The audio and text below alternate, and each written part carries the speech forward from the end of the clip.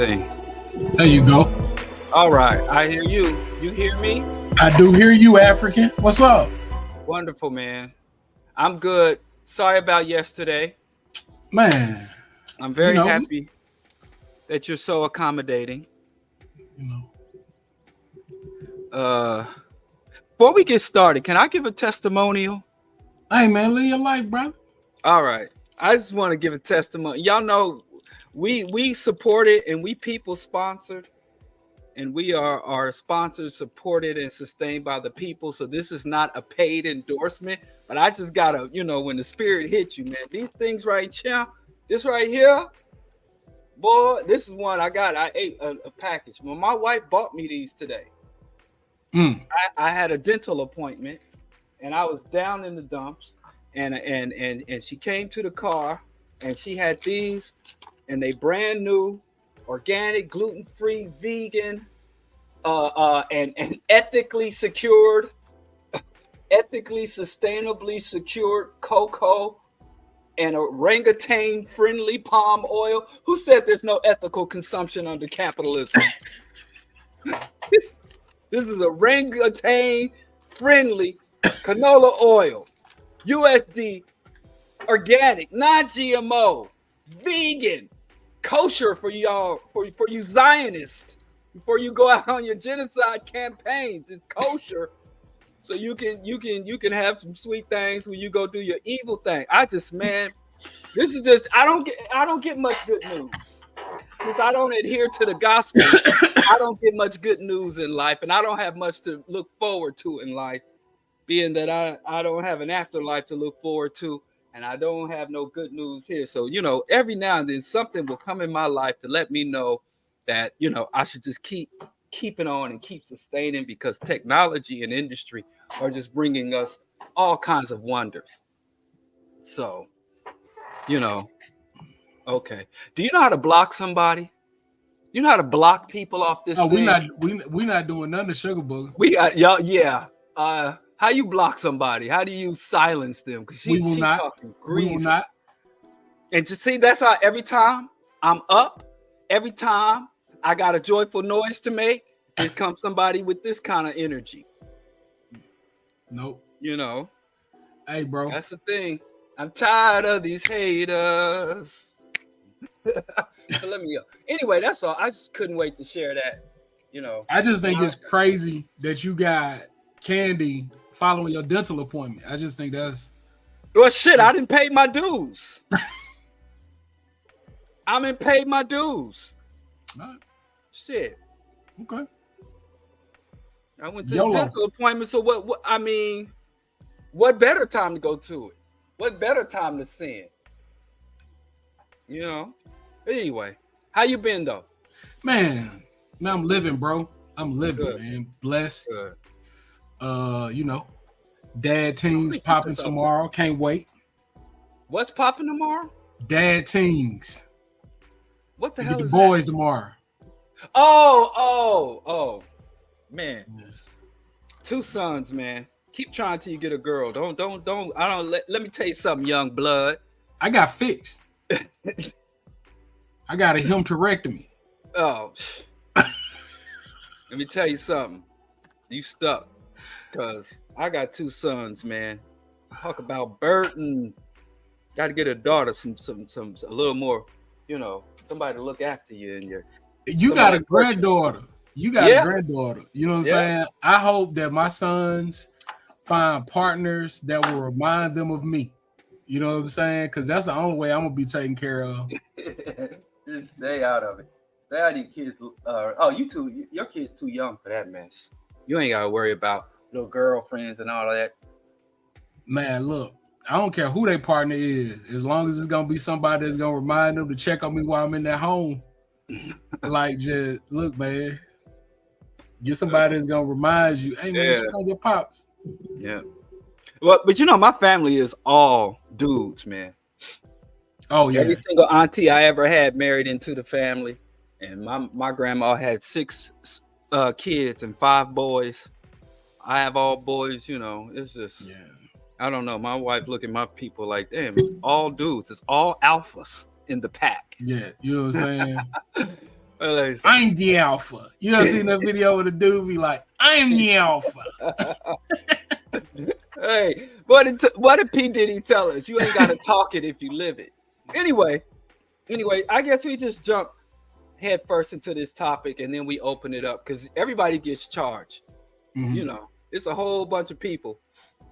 They got strong opinions and no information on this issue of politics.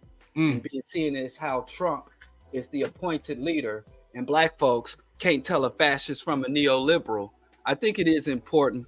I don't like election season, even though I'm a political junkie, because just how much lunacy is present in the U.S. political arena. And I'm always reminded what Bobby E. Wright said. He said, black people been in this country the longest and we understand it the least. And that never becomes more of a salient assessment than during election season. We've been in this country the longest and understand it the least. Oh, before we get into U.S. politics and American psychosis, what the blood clot? Mississippi? Them bodies? Hey, bro, I'm gonna tell you something, man.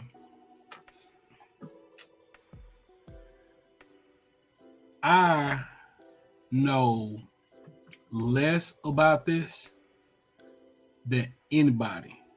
I got a text that asked me a question about it, and I had to look it up. I'm not looking at the local or the national news for the most part. 216 bodies and counting. That's crazy. That's crazy. Oh, John in the chat says, what bodies? Let me share. Let's pull it up. Yeah, just pull it up. This is crazy. So the issue is there was a young man who went missing. And his family put out an alert and notified the local Mississippi police, Jackson police, and said, we have a loved one that has gone missing and been missing for years. And they were a bit confused because he was not at risk and didn't engage in any at-risk behavior, gang affiliation, drug addiction. He had no diagnosed history of mental illness. He did have some kind of a tumultuous relationship or something, but he just went missing. And then, long story short, this individual family found that he was hit by a car and died.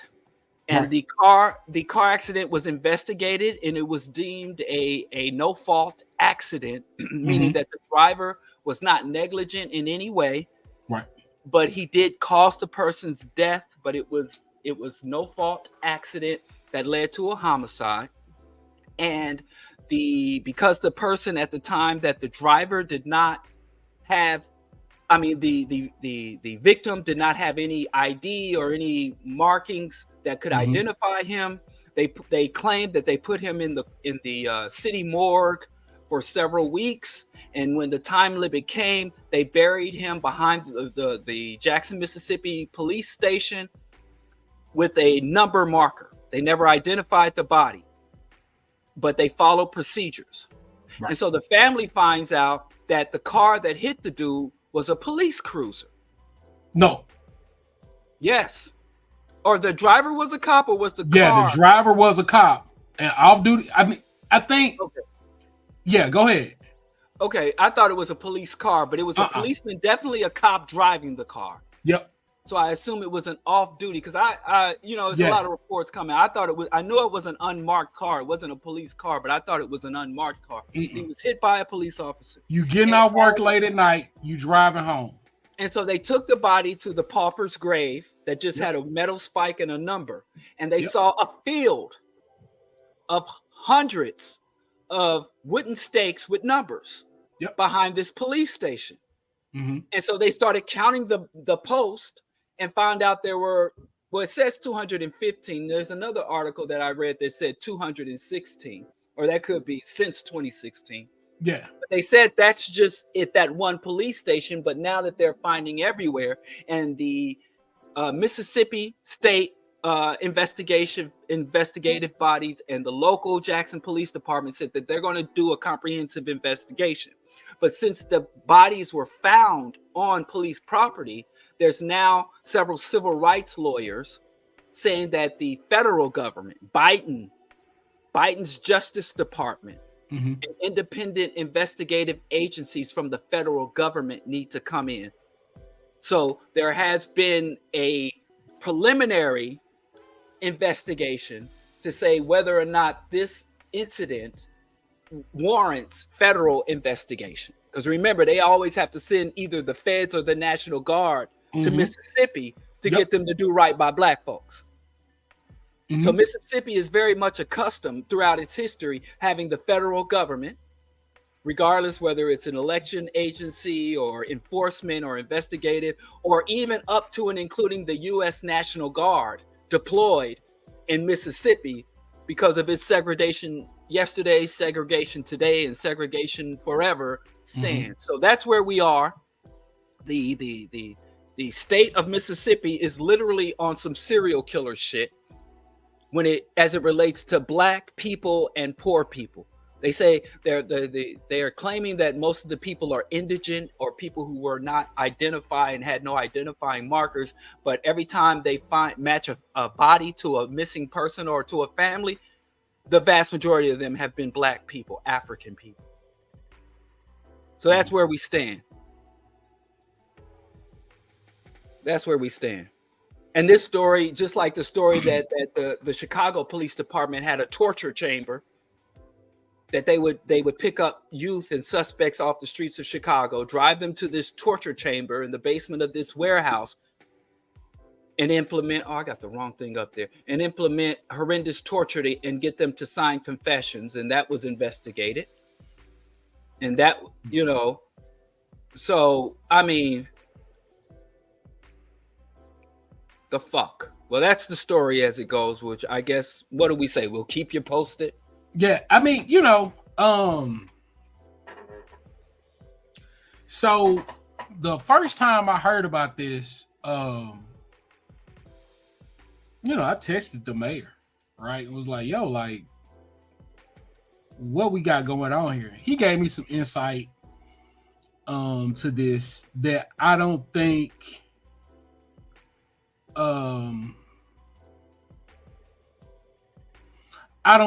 are answers, but I also think that ultimately we jump very quickly to what's the saying? Incompetence does what conspiracy doesn't need to do, or something like that. Like, it's some saying that basically points to like the impact of incompetence and the way we can kind of make it out to be all types of things. I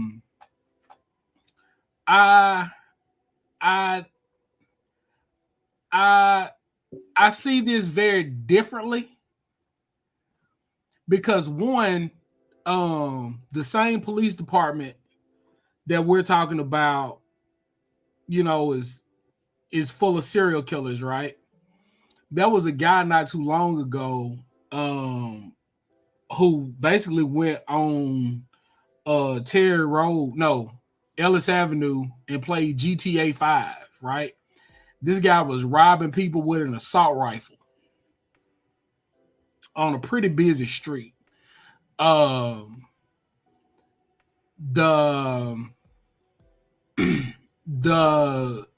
police finally get there. The guy carjacks a lady, goes on a high-speed chase, wrecks the car, hops out, and shoots at the police and is arrested. Now, what's this phenotype? Oh, he was black. And I think one of the things that a lot of people really don't understand is when they hear Mississippi, they think Mississippi burning, right? And I'm not saying, yeah, that's it.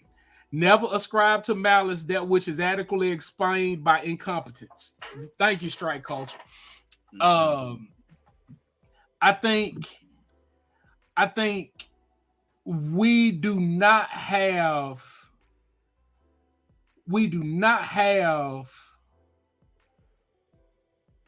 a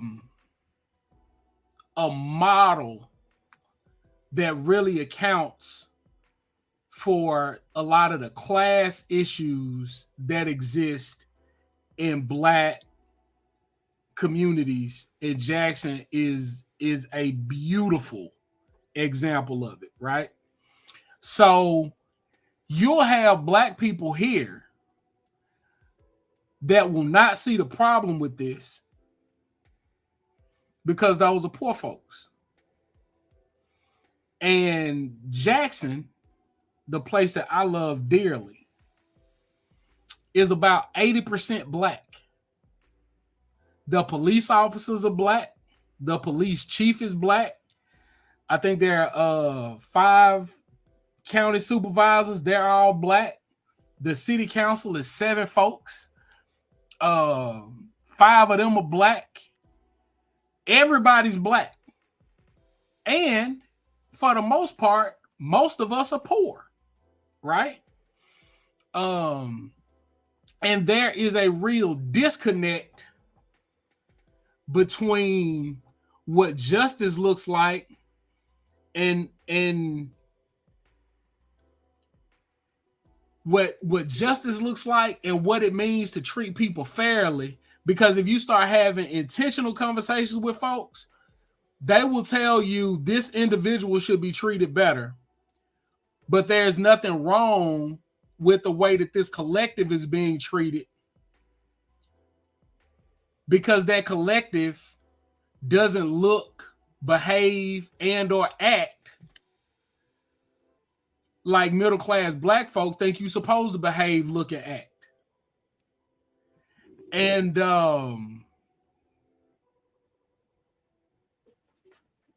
it's challenging because I've seen police officers that are just like flat out scumbags.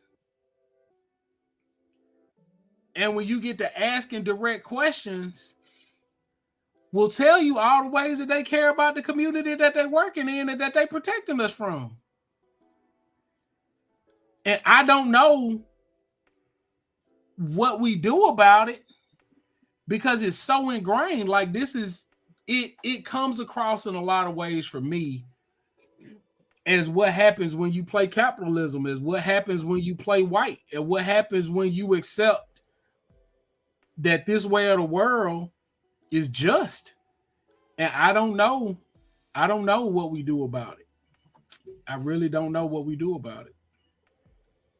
Well, number one, it's funny where we talk about incompetence, because what I've seen historically over the centuries, white people have always tried to explain away atrocities and deep-seated corruption by saying, hey, things just got out of hand. Boys will be boys.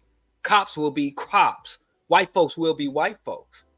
I remember when a lot of early historians, when they first started to write about British colonialism and acknowledge that Britain wasn't bringing the light of civilization into the world, but more so exploiting the world. And a famous historian said that the British empire was built in a fit of hysteria. It wasn't planned. It wasn't calculated. It wasn't as malicious. It's just, I have to open these markets to distribute these goods. I have to secure these resources in order to build this industry. I have to expand the military in order to sustain the industry. And it was just like all these things just came together. Oops. And by the time we woke up, the sun never sits on the American empire. And I've read history books, especially when I was in school and I was assigned to read their propaganda for a grade and regurgitated back to them in political science and public policies, where they had all these what you call rationalizations. In a more recent history, Alan Greenspan, when was trying to explain the U.S. once again upending and collapsing the global economy, sending the world into another economic tailspin that will cause, it's not just people ain't got money to floss and ball out, but people starving or freezing to death or dying of treatable ailments because there are no resources. The economy, again, has bellied out. And he said that it was irrational exuberance. These corporations, this lending of money, this inflation of stocks, these mergers of multinational corporations, this overinvestment into high risk, high return vehicles, economic vehicles. He said that this was irrational exuberance. Oops, we accidentally fucking. And so whenever I look at something, the first thing I ask is there, like when they fucking arrest you, what's the first thing the police want to find out about you when you're taken into custody? Do you have a record? Do you have a history of engaging in criminality? And that literally can be the difference between a citation, a bench warrant, or going into jail. So when I look at white folks that do anything, any type of atrocity, the first thing I say is this consistent with their history? You know, I argue that African people across the world, it is insane for us not to have a registry of registered race offenders.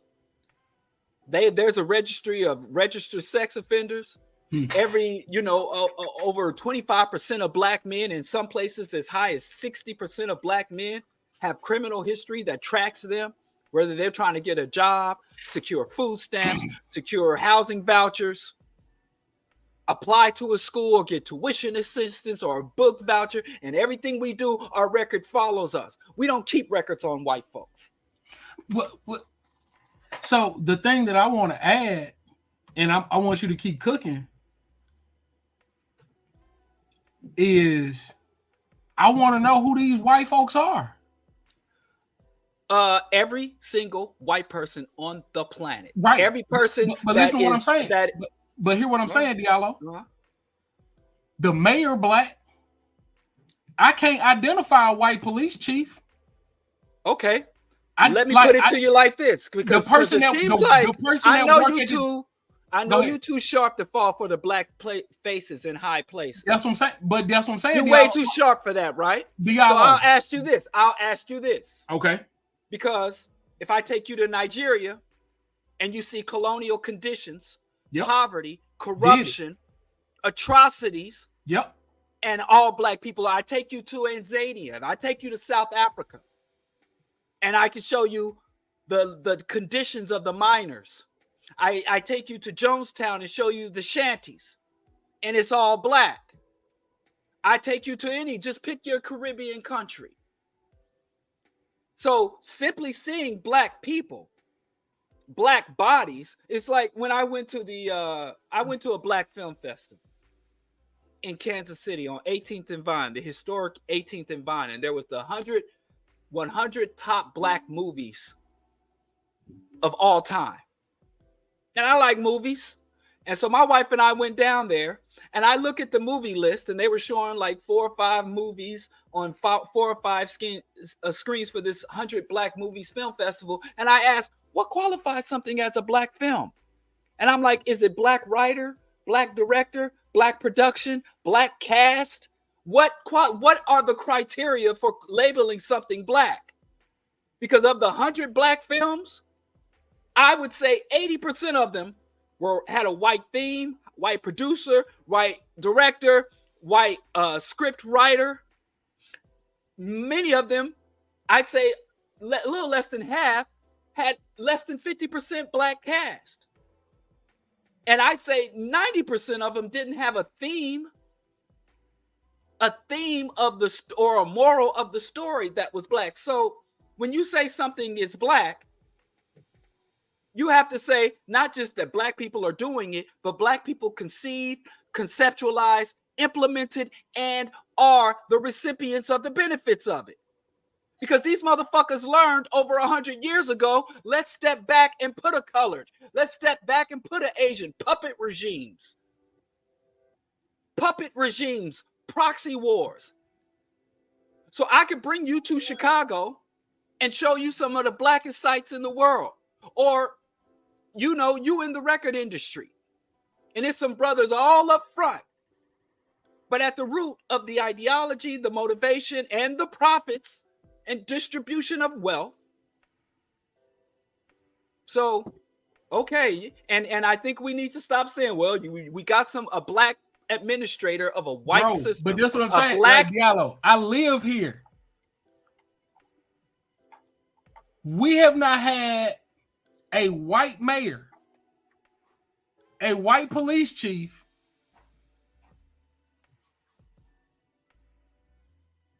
You want me to pull up the Chicago PD police chief?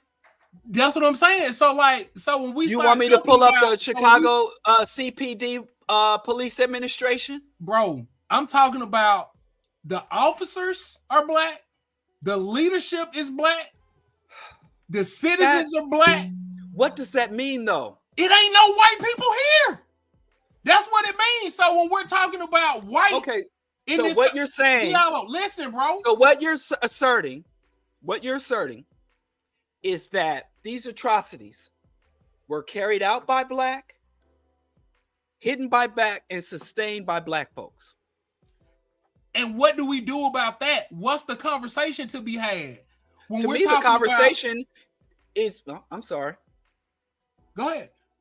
The conversation is, and the validation and reinforcement is simply elevating black people within the systems and institutions of white domination, whether it is the Nigerian prime minister or president, whether it is the Mississippi mayor or the Mississippi chief of police, or whether it is the Chicago mayor or the Chicago district attorney, whether it is the Obama administration, simply inserting black bodies into white conceptualized, white structured, and white serving institutions and bodies means fucking nothing.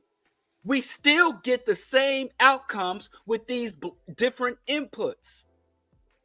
So it is inadequate to simply paint chocolate coat a white system. Has Mississippi? But see, that's what I'm saying. You keep talking about Diallo. You talking about Mississippi? Jackson doesn't do anything like Mississippi. I'm sorry. Okay. Like this is what I'm saying. Like when you talk about the state of Mississippi, it is white, except for Jackson and pretty much along 55, the Delta. When we talk about the pipes in Jackson, the water, somebody mentioned water in Jackson.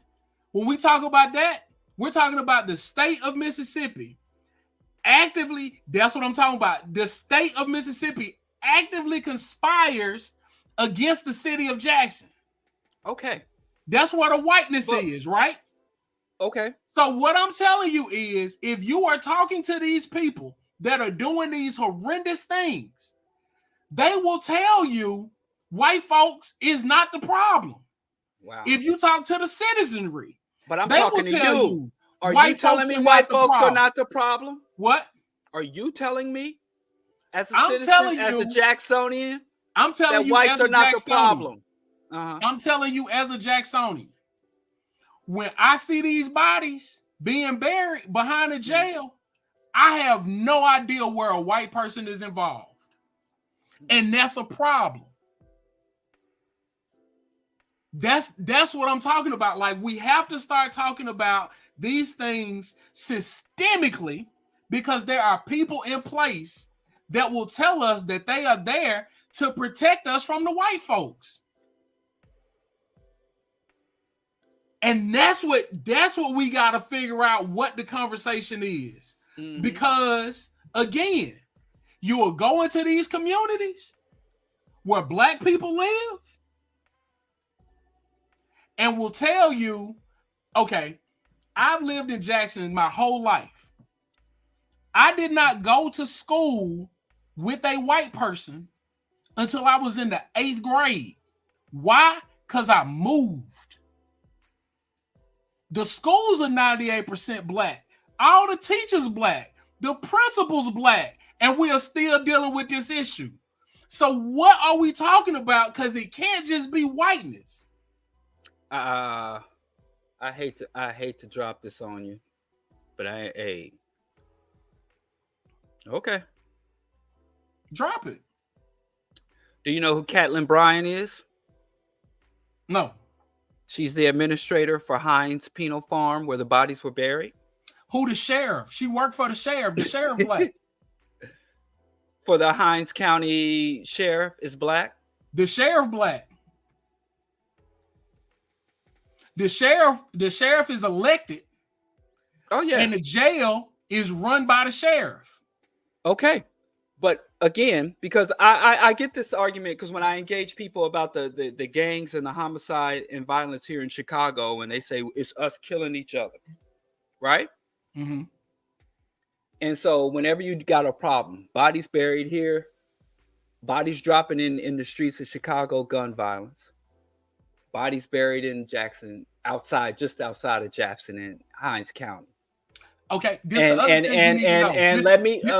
on. This is important. This is the other thing that you need to know because you're talking about my home. Jackson is the capital, right? Not just Mississippi, but Jackson is also the county seat of Hines County. Hines County is a majority black county.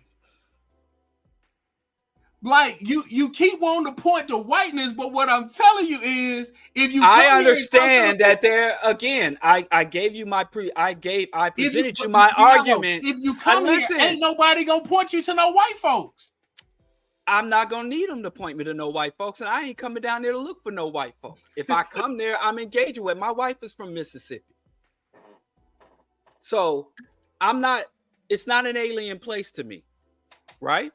But I will ask you, but as again, I was going back. This not Mississippi. This Jackson. Go ahead. Okay. Jackson. I won't mention Mississippi again. Because it's not. Go ahead. Okay. Like I can tell. Like okay. As I go ahead. Talk to you. Because I hear this a lot. All black people, we doing it to ourselves, right? That's not what I'm saying. No, but I mean, what other conclusion could you draw? What other conclusion could you draw from your factual assertions? Because simply making assertions and then you try to run, well, you gotta bring it home, Skip. You gotta bring it home. Can't just lay it out there. We know that stats and data, you giving us facts, but you ain't giving us no conclusions or critiques. So you're just leaving people to run.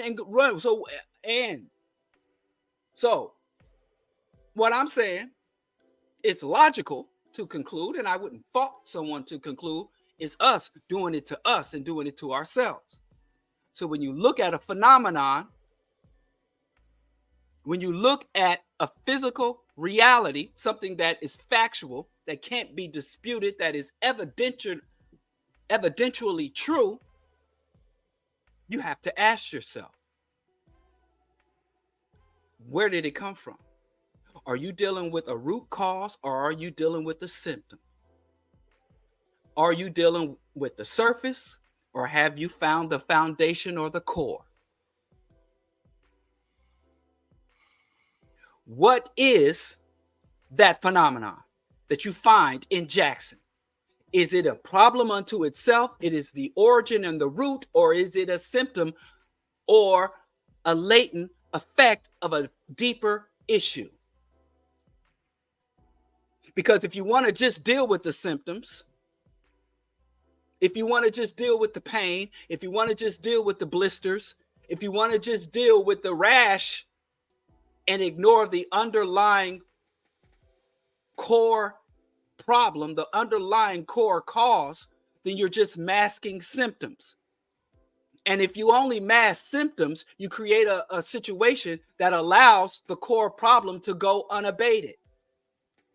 And in fact, you start seeing the very problem, the core issue, as the source of the solution. So I'll ask one more time. is that phenomenon that you're describing of all these black folks being in these positions of power, but having some adverse outcomes for all the other black folks. Is that the core issue? Or is that a symptom of another issue? And if it is a symptom, what is the core issue?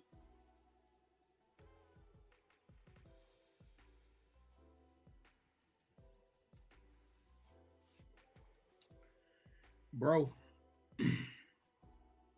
to answer your question, it is a symptom of a core issue. And the core issue is we live in a white supremacist environment. The end. Ain't no such thing as white supremacy. Whatever, bro. But white again, dominated. Okay. But again, what I'm trying to tell you, if you are in my community, if you are in my barbershops, if you are talking to these residents, we cannot point you like when you like, okay, who is the jail administrator? She probably worked for the federal government. Okay. She don't, the who run the jail is not her. It's the sheriff. Can I tell you something? Go ahead. Skip. You come to the south side of Chicago, because I believe what you were basically getting at is if I engage the members of your community, they say it's black folks, right? Right. You come here to Chicago where we are a numerical minority, even though there are a lot of prominent Negroes from a former president to our current mayor and police chief are all black. We are a numerical minority in this city. And you will also get that same response. I do you better. If you go to Columbia, Missouri, you go to Topeka, Kansas, if you go to flyover countries where black people represent an extremely small minority, Boulder, Colorado, where it ain't hardly no colored folks there, and you go to the few black people in the black community there and you say, hey, unconscious, non-critical thinking, surface level black folks, commoners, masses, what's the problem? All of them are going to tell you, it ain't no white man kicking in my door, robbing, snatching chains and snatching purses. It ain't white folks that's selling drugs on the corner and shooting and doing this gang banging. So the non-critical, non-revolutionary, non-radical assessment of the vast majority. If you go to, are they with that Bill Cosby? Bro. They with that Cosby shit. It's us doing it to ourselves. Our schools are 98% black. What? I'm not denying that. Why are you keep asserting that? Bro, because what I'm telling you, you have never been in a place this black. This shit what makes it black? What makes it black? I can go days without seeing a white person. And that's what make it black. Like, if I didn't move, I live in a neighborhood that's full of black people. People have come to Jackson. But what is it? You keep asserting that, even though I'm not denying or arguing with black that. People own the Why property. Why do you keep asserting that? Why do you think I'm not black people own the property? That? We do all the elections. Like, there is not a white face in a position of authority. Skip. Why do you keep asserting the blackness of Jackson as if that's something I'm debating or arguing against? When have I ever said I don't agree that Jackson is as black as you assert? Why do you keep asserting that? Diallo, it ain't no job. Like, this is what black people in this see. This is what, I agree. So we should just move on. But wait. Why do you keep asserting that as if anybody's trying to argue against that point? Because you keep talking about what white folks doing. What I'm telling you is, I don't see a white person. What did I say white folks are doing? What did I say about that outcome? All right, bro. We keep moving. Bro. Hey, like I tell you before, when I pick up on you and you do what you want to do, we can just do something else. You said that I keep saying what white folks just are go ahead doing. on, bro. What specifically did I say white folks are doing? We good, bro. I literally I We literally good. We sat can go to here the next topic. and ran down We what can go black to the next people are topic. doing and what black people think and what black people conclude are based on black folks' experience. I literally was talking about black people, not just in Jackson, but all over the world. And I also talked about how there is overlapping and common conclusion reached by black people, whether they are in areas where black people represent a numerical majority. And I even pointed out that you will get those same conclusions and assessments in places that I've been where black people are the numerical and extreme minority position. So I just went on and didn't even say anything about black white folks, and you're accusing me of saying what black folks, and I'm talking about the refusal or failure of black people to have a radical analysis and a proper grasp of our condition. But if you want to move on, we'll move on. Let's do it. So today's topic is U.S. politics and American psychosis. You mentioned that Trump won the Iowa caucus and suggested that even creating caucuses might be a more viable means of securing nominations or running and getting black politicians elected. Yeah, so I was looking at the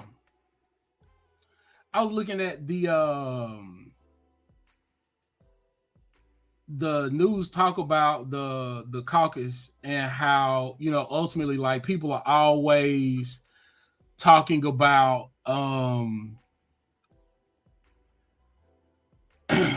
people were talking about how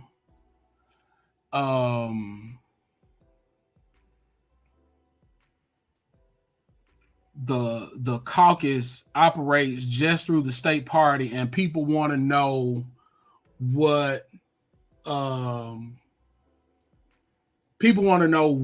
is something that we could do.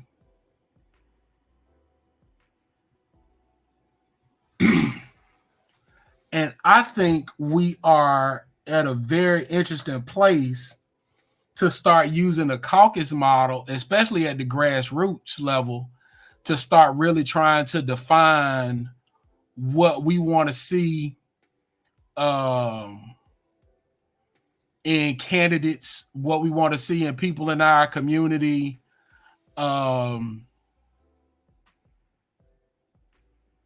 what that could do if we come together, argue amongst ourselves about what's important, and then figure out ways to leverage that moving forward. I think that is a thing that we can do. And I think the caucus model does that because, you know, politicians show up, but largely it's community members arguing for candidates that they like and arguing against candidates that they don't like. What if we use that model to really discuss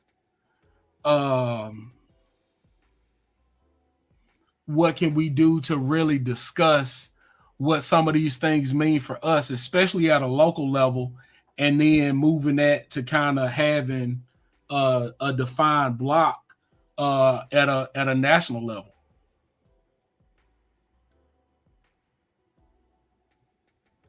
You muted. So it's not just fielding and electing candidates, but you'd like to move the caucus or what some people could say direct democracy to not just beyond the primary stage, but into elections. Yeah. Like I think black folk, especially us, I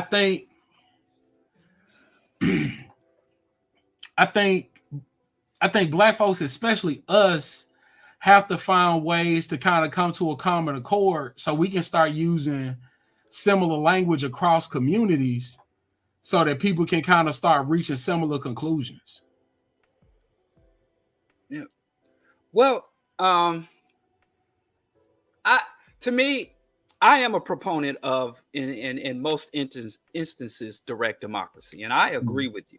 If we can move direct democracy outside of outside of not just the primary electing candidates who will run, directly elect candidates who will then run for a representative democracy under the electoral college and other things. I agree with you there. But I think the problem, just fixing the election system or making the democracy, the election process, removing barriers and making it easier and more fluid to vote, I support all of it. Making election day a holiday. I even think the caucus system can be viable, not just for national election, but local and regional and state elections.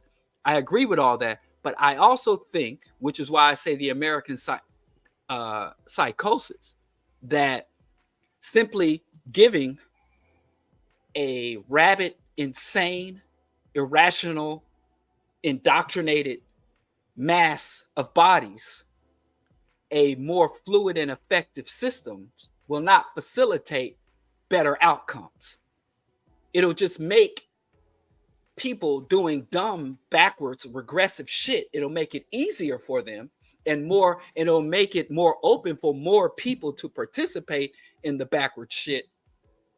But I necessarily do not believe that that will cause for better candidates to step up and for the more worthy, more competent, less corrupt candidates to be elected. And I think that is evidenced by Trump's massive victory in the Iowa caucus. Yeah. So caucus is not inherently a way to elect a better candidate. Right. So a couple things. One, this was not about Trump, right? Like white folks gonna do what white folks gonna do. Fools gonna do what fools gonna do. What I'm talking about is one of the things that I don't think we do a good job of is not just, I think it's coming. I think we have to figure out ways to come to an agreed conclusion so we can act in an agreed manner. And I'm just talking about really using the caucus model as an organizing tool, right? Like, what does it look like for Black folk to come together? One of the things that I really appreciated was they talked about, it's not a state-sponsored election. They do it with paper ballots, and essentially, like, you can be in somebody's house and say, the 14 people that live on this street is a caucus, and we think that we ought to vote for Diallo, right? Like, I think using that model to come to issues and challenges, right? Like, really getting down to that, using that model to come to shared language, close common understanding, like using that model to get to that point so that we can start having similar conversations across very different communities, right? Like, if we know that the folks in Baltimore are going to be following the same process that the folks in Charlotte are going to be following, that the folks in Jackson are going to be following, that the folks in Houston are going to be following, right? So now we can say, okay, these are the issues, these are the types of things that we want to see, and we can start laying those things out and making it plain. So when we are in community talking about why you should vote for Diallo and not, the other candidate, is because Diallo believes these 5 things, right? And I don't think we have a way of doing that really taps in to what we're talking about building in community. I think we have it. Oh, really? Where? Yes. How? If you look at the polling data, if you look at voting, if you look at the various policy positions, I think I always talk about the myth of white unity. Many Black people, we mythologically conclude that white people are so powerful and dominant and hegemonic, and wealthy because they are a unified people and they stick together, and we are powerless and oppressed because we don't stick together and we constantly backbite and argue and air our dirty laundry. But the data and the recorded history actually demonstrates that Black people, as and we're talking all in the context of politics, have been one of the most cogent, consistent, and unified voting blocs in U.S. political history since the Reconstruction era. And when you lay out specific policies related to healthcare, related to militarism, related to social welfare programs and economic priorities, I think there is greater debate and divergence along the lines of taxation. But I think that's more of a byproduct of propaganda as opposed to the values and cultures of the Black community. We have unity. We are one of the most unified voting blocs, and we are definitely politically, in terms of political platforms, political aspirations and goals and priorities, we are a lot more unified than white folks are, than the white majority bloc. You know, when you look at elections and you look at the white vote, most elections are on razor thin margins when you count the white vote.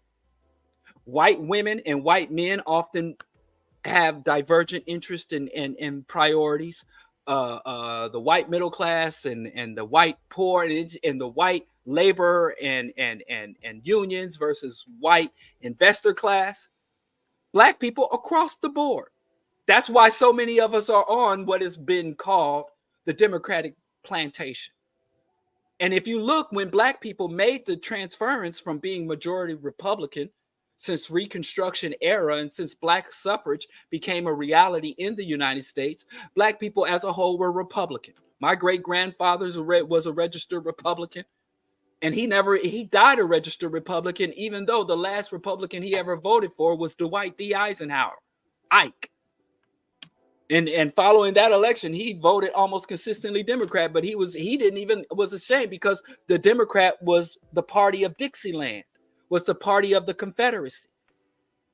But we've moved as a unified bloc from one party to the next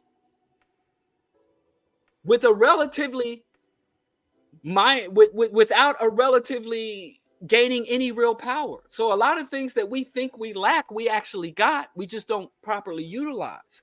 And a lot of things we think we need, we had and surrendered because when we had it, it wasn't as effective as our memory don't serve us as well.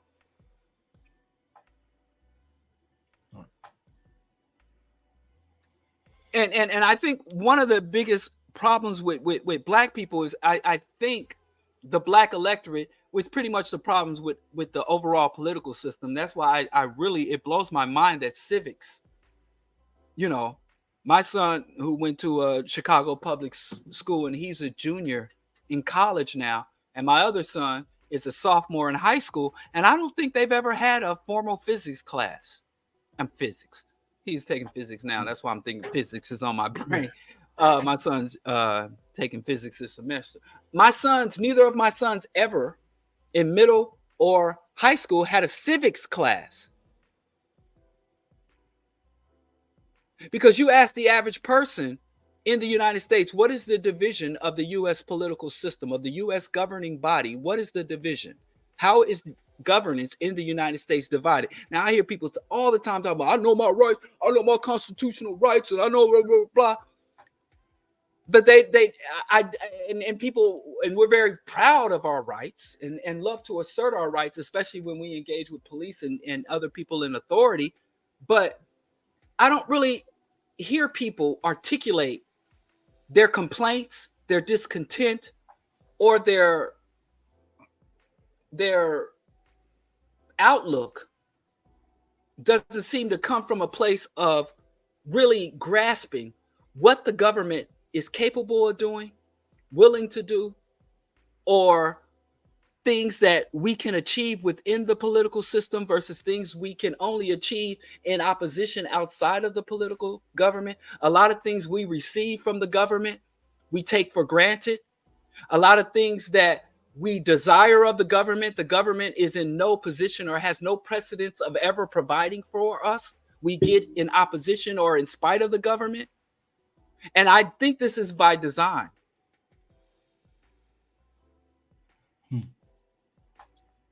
Say more about that. Well, when you look at the role of government, when I hear people complain Biden and the economy, I hear a lot of black people talk about the Democrats don't do anything for us. And Biden hasn't done anything for us. Or Biden, we have inflation under Biden, or high gas prices under Biden. Or Trump cut us some checks and Trump wrote us checks. Or it's no difference between Democrats and Republicans. They're all the same. They're both fascist parties. And so we make these grand assertions. Where you got the people's like, don't vote, it makes no difference. And then the other school of people who say, if we don't vote, it's gloom and doom. And our very ability to live and thrive. And the next election is the most important. And all of these are falsehoods that people believe and articulate with the very fiber of their being. And whenever you try to articulate specifics, like when there are many overlaps between Democrats and Republicans, there are many conditions and phenomenon within the federal government that remain consistent across not just parties, but across administrations and across decades. Certain things, no matter what you do, you cannot vote against. And certain things, no matter how unified you are, you cannot bring to reality. And I would just like before we even discuss politics or what black people should or shouldn't do in relationship to voting and engaging the political system, could we at least define clearly what is the government capable of doing? What is the government incapable of doing? What can we secure through engagement of the political process, and what can only be secured outside of the political process, or what can be only secured in directly acting against and seeking to subvert the process. But we have a lot of mixture saying there's a lot of things we're seeking from the government that ain't within the will or jurisdiction of the thing. There's a lot of things that we could secure from the government that we don't entertain. A lot of very negative things coming from the government that we count as a win or a positive, and a lot of positive things that come from the government. And I know I just lost my black card saying that the federal government or local government can do good. There's a lot of things coming from the government that's good that we either take for granted or we define as a bad or a negative. And I think this political confusion is by design, because through the federal government is one of the places where the elites from the founding, since the ratification of the Articles of Confederacy, the elites in this government, as they established a democracy, always knew we are most vulnerable. We are most vulnerable through elections and policy formations and implementation. And they had this thing called the tyranny of the majority. And when they said the tyranny of majority, these were white people talking about other white folks, because black people weren't even defined as human, let alone constituents. The tyranny of the majority meant that the masses of white men, voting white men, will realize the fact that they can take resources and redirect the priorities and focus of the government through engaging through the political process. And so from the founding of the United States, when it was only white men, they weren't tripping off of minorities, wasn't no LGBTQ vote. There were not all these so-called, what they like to call special interests, didn't exist. Politics was the arena of white men. And even then, factions of white men looked at other factions of white men and say, listen, we got to set this shit up so that it looks democratic and everybody gets to play around in this shit. But that the minority, the vulnerable minority, and the only vulnerable minority that the federal government seeks to consistently protect are wealthy white males. And now, because of some reforms, now some white women are in there. The wealthy landed gentry, the white elites, is the true minority that must be protected at all costs. and we think we can confront the elites through the economics, through the culture, or the cookout, all that nonsense. And a lot of our misleaders say we should just ignore, abandon, or reject the political process, when our enemies see that we're most vulnerable through politics than any other arena within the state or within the nation.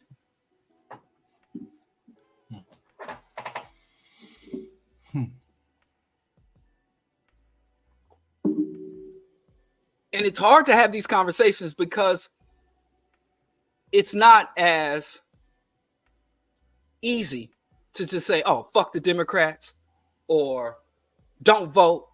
And it's much easier to say, hey, if you don't vote, you don't have a right to complain, which is inconsistent and not true. So there are a lot of vulnerabilities and choke points within the United States political system that we don't acknowledge or exploit.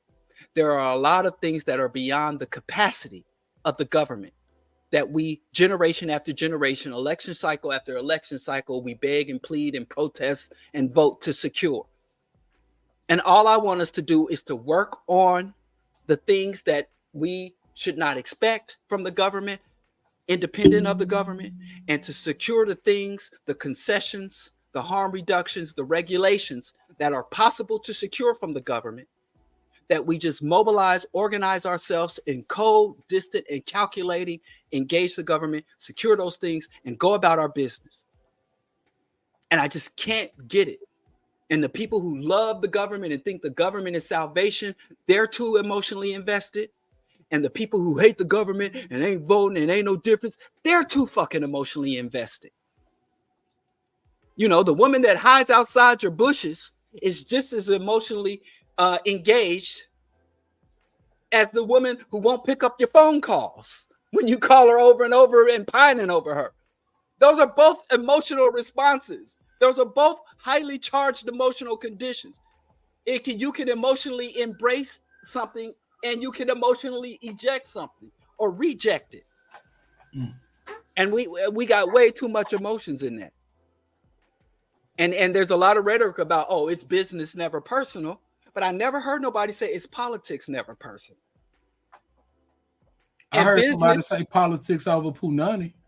Oh, yeah. I can't do that either.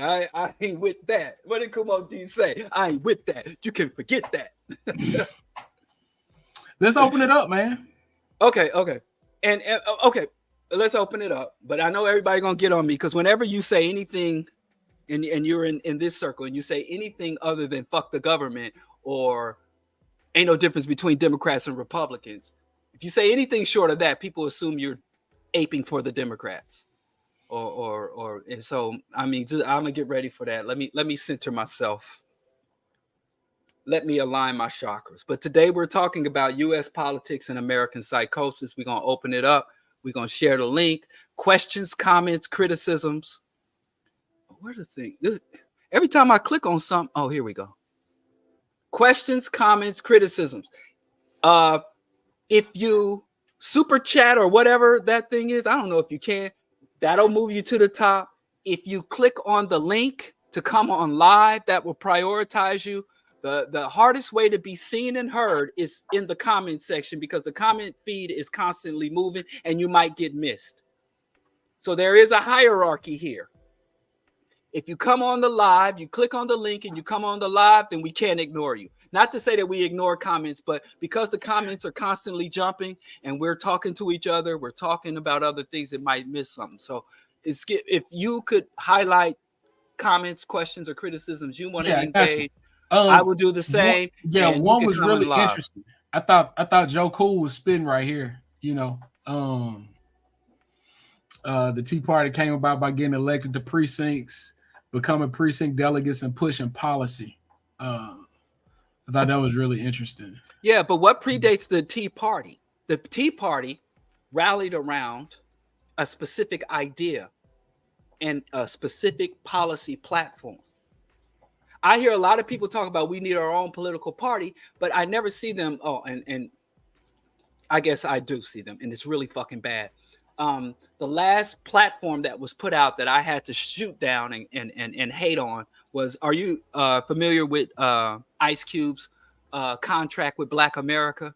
Absolutely not. But yeah, I And know exactly what you're talking about.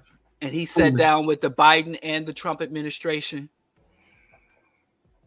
So a lot of times when you hear people like Dr. Fubar, politics over Punani, or you got these vote or die, rock the vote, and these parties who want to come and represent us, and Candace Owens has the whole Blacksit, what is she called? Blacksit, this whole well-funded campaign to get Black people to exit the Democratic Party because they ain't never did nothing for us.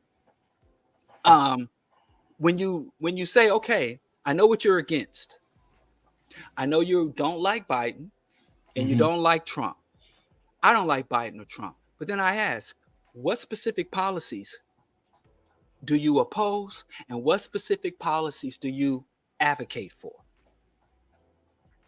And Biden didn't give us reparations. And I tell people all the time, the president has no power to implement reparations. If you're voting for a president and you're upset that a president advocates or opposes reparations, and here's another thing, because people, I don't mind, whenever I say you're going to be against the Democrats, you can only oppose the Democrats from the left, because the Democratic Party opposes reparations, even though they have senators, and there are some Democratic senators and Democratic congressmen that advocate for federal legislations bills. And there are, I think, at this point, 3 different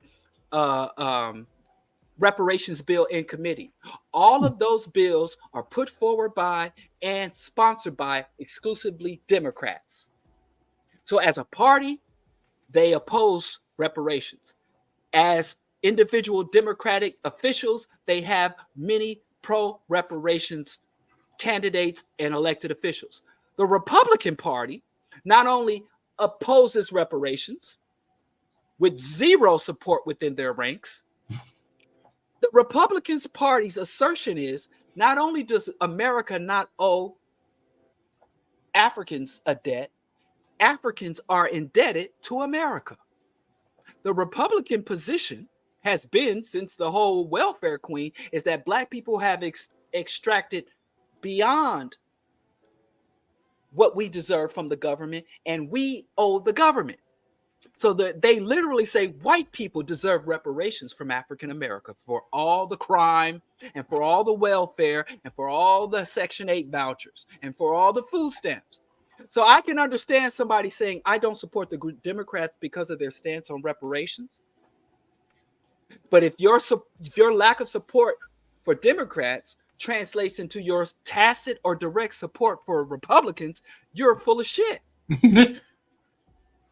But it's that type of shit, and having those conversations, and then for some reason that translates into people's minds. Diallo supports the Democrats. Yes. Anyway, people don't nobody see people. They don't want to talk politics or religion. Hey, that's it. That's what I'm saying. It's the only things I care about. Politics over Punani. I just think that. I wonder who. Now, did the boy really say building before back shots? Huh? Did he really say building before back shots? Who? Dr. Fubar? Yeah. Yeah. And the suggestion, and this has been a long suggestion, that women are a distraction. That women distract from, dilute, or drain the revolutionary or radical fervor from men. That is a sexist point of view, and that he has brought out. And but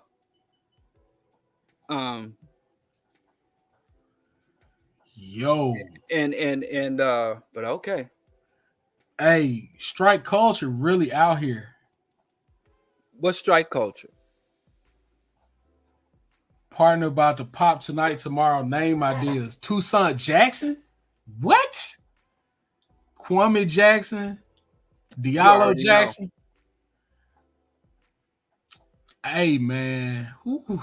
I'm gonna tell you something. I almost named my youngest boy Toussaint, but I went with August. But Toussaint Jackson sound hard as hell. I vote for Diallo, and it is an unbiased vote. It's got nothing to do with me. We got Kadir in the chat. Is that Kadir's on the scene? Yeah. All right, let's come through. Kadir, welcome. Questions, comments, criticisms? Hey, what's going on, y'all? I just wanted to like kind of amplify this a little bit more. This is something I've been kind of wrestling with, is the concept of political feasibility. I think that was the word that you might have been expressing, but I think we write off a lot of things because we have these fantasized ideations about what we expect if we were to simply do voting, or even just when we relate to one another. Like if I don't feel the vibes or energy, it ain't a connection worth making. And it's like, I think we need to really hash out feasibility. And I think it's difficult sometimes to assess that, because, you know, we're just in some of these like very frantic situations. Our lives just kind of feel, I think, very stressful, to where we kind of expect so much from our little everyday interactions, to where everything seems like it's a daunting task. But I do feel like feasibility should be worked in our lexicon and strategies. When you use that term, political feasibility, talk about that. You know, like what does that mean when you use that term?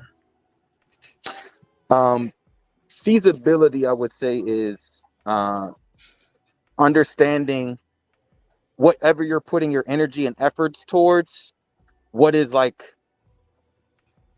can you realistically expect from your energy and efforts, right?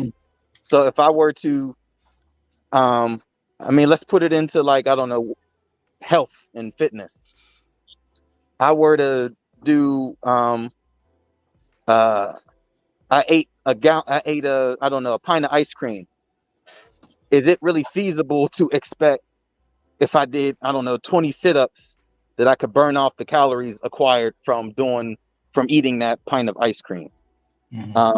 So if you look at it politically, I'm voting or I'm not voting, kind of like Diallo was saying, I'm not voting because they're not giving us reparations. And it's like, why would something like that be able to just be acquired at the voting stand, right? Is it really feasible to expect you taking I don't know how much time out of your day to vote to get reparations, and just thinking that it's even going to be on the ballot in general? But looking and assessing the feasibility, what is actually acquirable from the actions that we do. And not to say that we can't expect things, but being realistic about what the effort and work we're putting in, and then what we can realistically expect out of it. That's all. Yeah, I agree, but I do think within that, I think we have to, in terms of feasibility, I also think we still need our non-negotiables. We need that line, because there are certain things that are absolute. Not everything is negotiable. And so as we engage politics and we set our priorities and lay out our agenda, we should see, okay, what is expedient? But we also have to understand that what is feasible should still be rejected if it compromises our long-term goals, or if it crosses that ideological, political line that is just unacceptable. So if the United States says, fine, we're going to give you reparations, and we're going to finance, which is likely to happen, we're going to finance reparations by invading Venezuela and seizing their oil fields. And that's a lot of times, when we engage with the U.S. government, it is literally a deal with the devil. He'll give you say, what do you want? It's I want eternal life. And at the same time, he grants you eternal life. He frames you for a crime where you get a lifelong incarceration. Mm-hmm. So a lot of times when we get what we want, whether it's a black president, whether it is the Voting Rights Act, whether it is a seat at the table in the boardrooms of multinational corporations, or be able to be a black president of a Ivy League college, everything's what do we gain and what do we lose? That's why I always say you have to be very cold, distant, and calculated. A lot of things, when we see white folks do things, we say, well, they're sadistic, they evil, they devils. I think that's one of the worst things, even though I embraced it. And I once showed great appreciation to the most honorable Elijah Muhammad for putting it out there. The white man is not a devil, but the devil. But the thing about devil is, an evil incarnate, devil is does evil for evil's sake. And so a lot of times we just dismiss, especially in the political arena, they just greedy, they just evil, and not understanding the long-term, short-term agendas and outcomes. So feasibility is a major component in assessing how we move politically, but it can't be exclusive. No, I agree with that. I just feel like it's a word that's not underutilized, and we kind of miss out on, a big component of strategy when I agree. When we expect something greater than the effort and then sometimes we do the most, and then we want something that's so fleeting or intangible. It's like, well, now you're going to expect a whole lot because you just did a whole lot, but you didn't even really explain or flesh out what you actually wanted. Right. Well, and that's another technique of control. When you look at this leaders like the Minister Louis Farrakhan or Dr. Fubar, or even the ADOS people, if you are a leader and you go to your people and say, well, we have a problem, and I put this fantasy solution in front of you, and you're giving me your support, you're giving me your resources, and you are carrying out my instructions based on this unattainable goal, then I got a permanent job. And within the system we are all indoctrinated into, it is taught that you are not supposed to solve problems. You're supposed to profit from problems.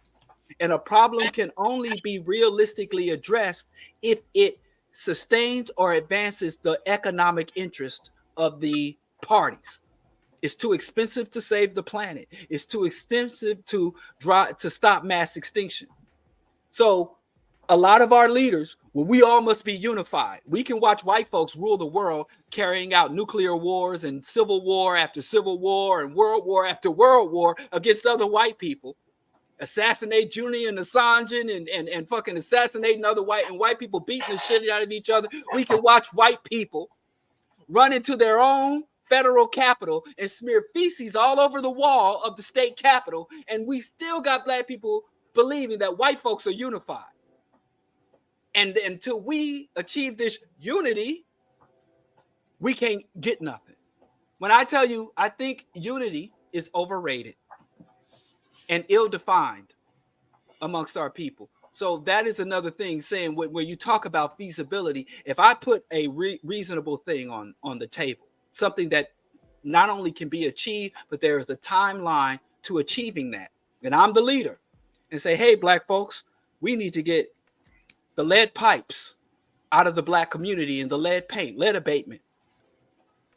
And we get the federal grants, we get the contractors, and we pull up the lead pipes and we abate the lead paint. And then after that, I'm fucking drive myself in obsolescence. And every black leader who's leading black people against a negative thing, against a hardship or oppression, should be seeking to put themselves out of a fucking job. Every leader. If we got the same leaders fighting the same problem for 50 years, if you hire a contractor to fix a minor issue in your house and he ain't done in a week and a half, you looking for somebody else. But we can have a leader who's going to save us from extinction and fight against genocide, and we let the motherfuckers run game on us for half a century or more. And then when other people criticize them, we're the one, or I'm the one breaking the unity or causing disunity and dividing us. But I digress. Yeah, I agree with that. I feel like you're a bad leader if you haven't brought up the generations after you to roll into the leadership. But I'm also kind of not, I think it's time was over for the charismatic leader as well. But it seems like that's what attracts people, but I think that people leave leaders in silos. Or there's a lot of issue with an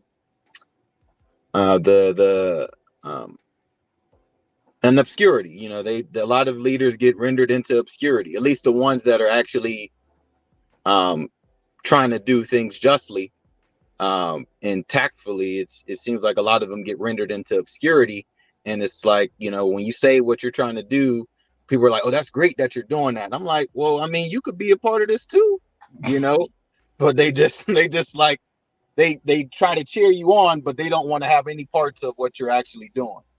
And I think sometimes we do ourselves a disservice by the cheerleading as opposed to like looking at how we can all have our place within, movement, organization, progress, and revolution. I agree. I appreciate that. Hey, bro. You be safe, man. Don't be trying to talk to us and drive. You know what I'm saying? We need you. No. I had to hurry up and get to my car because my phone was about to die. All right, right on. Hey, man, we appreciate you, bro. I appreciate you for real. I look up. Yeah, don't be lounging in your car in a dark parking lot either.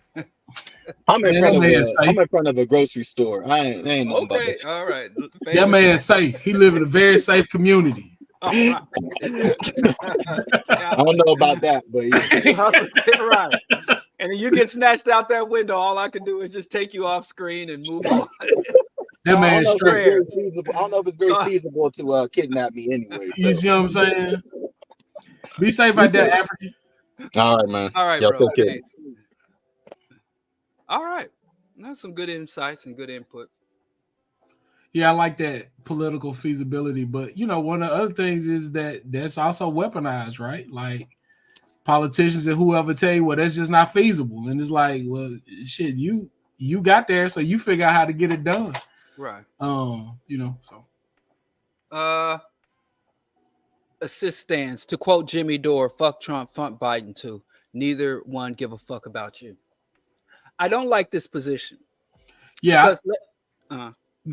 I want to know who Jimmy Dore is, because ain't it a black dude? No, he's a white boy. No. I googled him, but what's the black dude name who sound like it? That got platformed by the alt-right as like a liberal. A true who? I said as a liberal. Yeah, I don't know what you're talking about. He Jimmy something. Yeah, go ahead. Well, Jimmy Dore he's one of these fake liberal grifters. He's one of those people that's like, I used to be a liberal, I used to be a progressive, but the liberals went crazy, the woke agenda went crazy, and so now he pretends to be liberal and progressive, but he is a right-wing reactionary, ultra conservative, and that's a really big grift, and you'll find a lot of them out there. People's like, oh, I was part of the liberal, I was part of but they're right wing. Yeah, as JoJo said. And the thing about a politician care about us, that's not their role, that's not their obligation, and that's nothing you desire. You don't want a politician caring about you. You don't need a politician care about you, and that is not their obligation. And when politicians started saying that, there was a time within U.S. political discourse that if you started speaking in those terms, you would automatically be seen as illegitimate, as a grifter and a con man. Bill Clinton came out with that whole I feel your pain, I feel your pain. And he was roundly rejected for that and mocked. George Bush, the second George Bush, had this whole thing of compassionate conservatism. His first campaign, he says, I'm going to be a compassionate conservative. And he found out that people don't want caring politicians, or what sometimes people on the right say, the nanny states. I don't need you to take care of me. I need you to govern with a level of competence. People don't want care. They want justice. They want competence. They want, in some arenas, efficiency. So the last thing on anyone's list for, so saying they don't care about us is not really a criticism that I can run with. And what really blows me about that is there are so many valid and legitimate criticisms that you could level against Trump and or Biden. So many. And people tend to just go for shit that doesn't apply to their office, that's not within their capacity, as opposed to condemning and rejecting them based on what they have done, what they advocate to do, or their true failings in office. So, and yeah, but Jimmy Dore is a racist piece of shit, and I think anybody getting political education from him is being misled. A radical third-party platform could provide the radical analysis by giving them something we can feel. I agree. I don't know about a third-party platform. I think that a platform for the people, a list of policies and priorities and allotments should be universal. I think there should be the people's platform, or at least I think Black people should construct a platform and say, hey, here's a platform, a list of political priorities. And that platform needs to be, again, reflective of what is in the capacity of the state to do. So there's certain things like the president is a law enforcement officer. If you look at the executive branch and it doesn't make laws, it does not allocate the budget. And a lot of Black people's concerns in relationship to the federal government is about money. The money they take from us and the money they give back to us. And that is all within the power of the Congress. But I never hear people talk about fuck Congress, they don't care about us, or you rarely hear people speak when they're talking about national politics. And the most powerful branch of the government is the Congress. The Congress is more powerful than the president. It is much easier for the Congress to derail a presidential platform.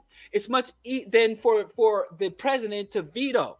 And it is rather easy for the Congress to override a presidential veto. The president, his main goal is to execute within the limits of the constitutions, the laws and legislation of the Congress, to enforce the laws and defend the territorial integrity of the United States.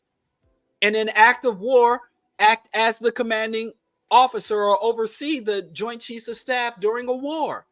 That's pretty much all the president really has the power to do. Otherwise, to go and he gets to assign and appoint a lot of people to powerful positions. And I would say that's the most important thing. What you should really know about the president, and when you're voting for or against the president, is like, who does he intend to put over the EPA? Who does he intend to put over the Justice Department, over the FBI? Who does he intend to put over the military? That's more important. His appointment list is one of the most, because his budgetary goals, what happens with the presidential budget is the president will always write up and submit his budgetary goals to the Congress. But the president has absolutely no authority to enforce his budget. His budgetary submission to the Congress is an empty act, and the Congress has the right to rip it up in his face and throw it in the trash can. And people are so mad at the the economy is the responsibility. Now, but he does have the power to appoint or fire the head of the Federal Reserve. But once they're in that position, according to many of these appointees are supposed to be non-political, autonomous. So if we could just grasp, and even understanding all of that, there is a lot to be absolutely outraged. I think Biden, Trump, Obama, Bill Clinton, Bush 2.0, and Jimmy Carter, every living president is a serial killer, international war criminal that should be on trial, if not incarcerated, for war crimes. So there is a lot of shit we can still be outraged at these people. But I hate being in a position where I have to defend Biden from condemnations and accusations that are not relevant to his office or relevant to his actions. And it's not because I love Biden. It's because I think Black people need critical analysis in order to direct and have sane and effective action. Sorry, politics shit. I started another comment.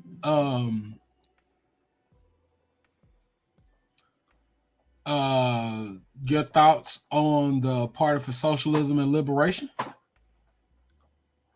They're not on the ballot in any of the elections I've voted in the last year.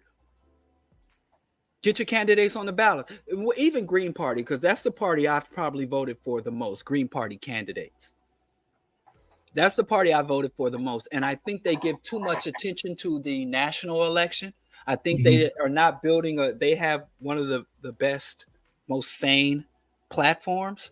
And they're probably the fourth or fifth biggest political party in the United States.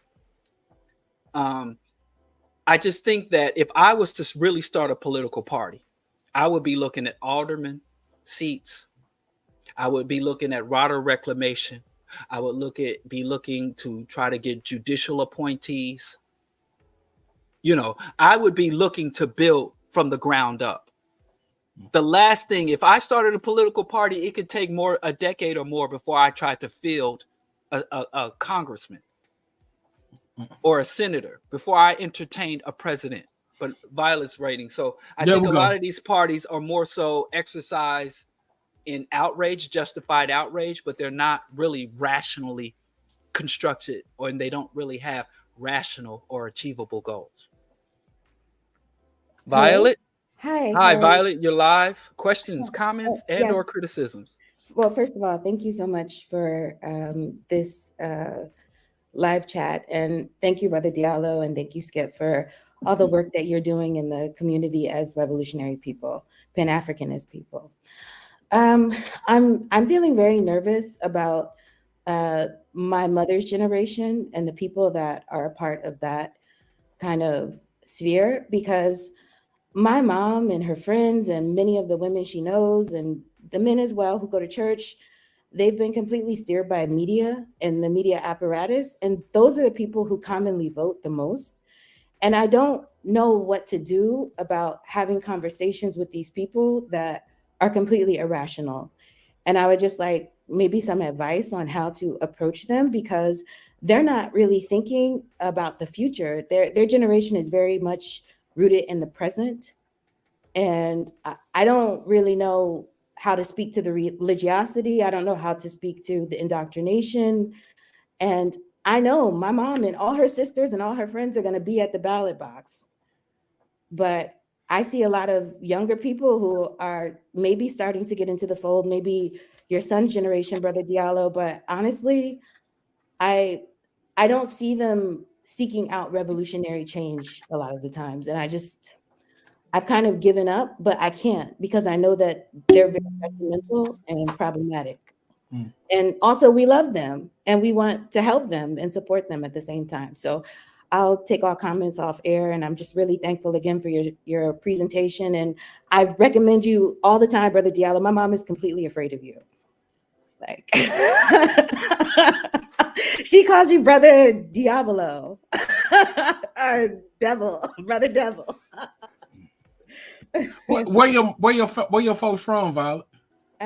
My mom is from New Jersey by way of North Carolina, and my father is African. So, so, but I mean, my mom is truly religious and truly indoctrinated by MSNBC, teleministry, and many people I know are like this, and they are definitely out here on the Biden vibe. So I would like to know how you feel about this and what we can do and how we can talk to people we care about and unindoctrinate them if possible. I know you often say we have to give up on some people, but I see that it's very important for them, for the ecosystem of their lives and their experiences, that they start having serious changes, or we make changes that can make things better for our own children. So thank you.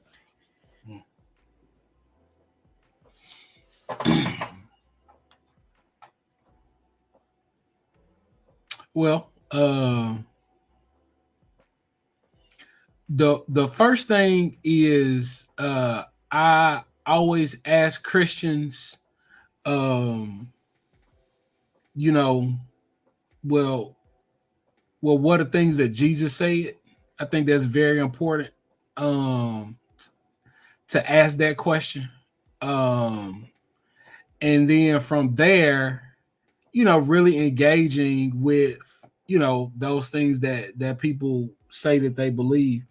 I think the other thing is asking them specific questions about what's more important. You loving your baby, or you correcting things that don't have anything to do with your baby. My mother is very similar, right? Like, she'll tell you in a minute, when people would move to Jackson, she would cook for them and be present, and she would say, I would tell her that we bringing a revolution, and she'll say, well, don't do it at my house.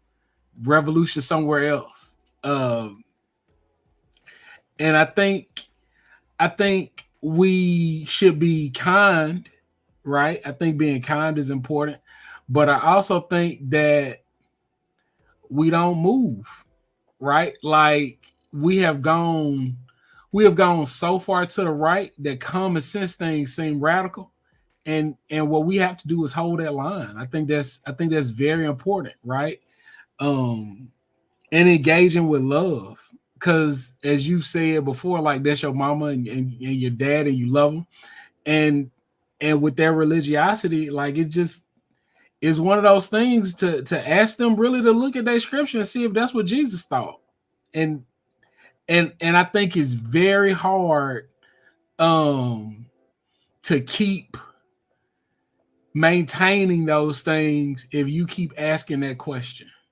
And again, just doing it in love. Like, I think Diallo's approach is important for a lot of people. I don't think Diallo's approach is particularly effective in spaces where I am. But I also recognize that him saying it and me saying it, we arrive at very similar conclusions. But you just keep moving with love, and your mama gonna hear it because she love you. And your mama's still a human being. She gonna be wrong when she wrong, just like we gonna be wrong one day. Might have been yesterday, but like, that's it.